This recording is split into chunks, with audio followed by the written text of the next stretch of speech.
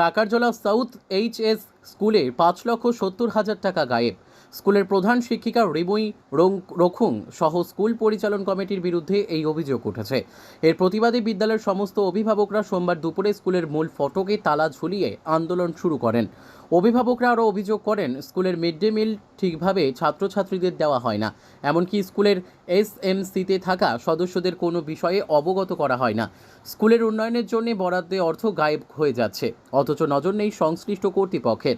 প্রধান শিক্ষিকা সহ পেছনে থাকা শাসক দলের নামধারী কিছু শিক্ষকের সঙ্গে জড়িত বলে অভিযোগ করেছে।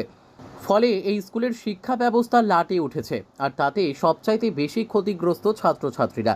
তাই অভিভাবকরা বাধ্য হয়ে আন্দোলনে নামেন বলে জানান। এখন দেখার উদ্বোধন কর্তৃপক্ষ কি পদক্ষেপ নেয়।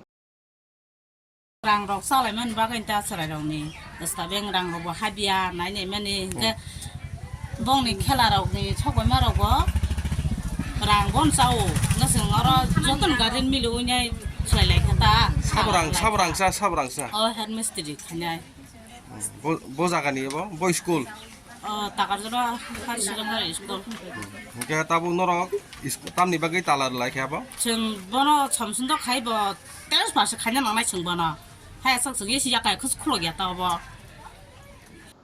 Bureau report, news daily Bharat.